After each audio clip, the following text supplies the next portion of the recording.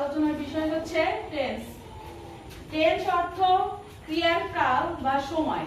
ইংরেজি ব্যাকরণে কোনো কাজ সম্পূর্ণ হওয়ার সময়কেই হচ্ছে টেন্স বলে বা ক্রিয়ার কাল বলে। এখানে টেন্স বলতে বোঝায় কোনো কাজ অতীতে বা বর্তমানে বা ভবিষ্যতের সময় বোঝাতে হচ্ছে টেন্স ইউজ করা হয়। যেরকম আমি যদি বলি যে আমি ভাত খেয়েছি, আমি ভাত খাবো, আমি ভাত খেয়েছিলাম, এখানে তিন ধরনের কথা বোঝাচ্ছে। যেরকম আমি ভাত খাবো, এটা হচ্ছে বর্তমান, এখন আমি করব। আমি ভাত খেয়েছিলাম অতীতে, যেটা গতকাল হয়ে গেছে।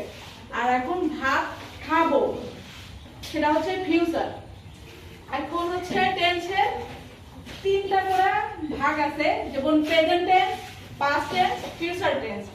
এই তিনটা ভাগেরই তাদের আবার চারটা করে গ্রুপ আছে।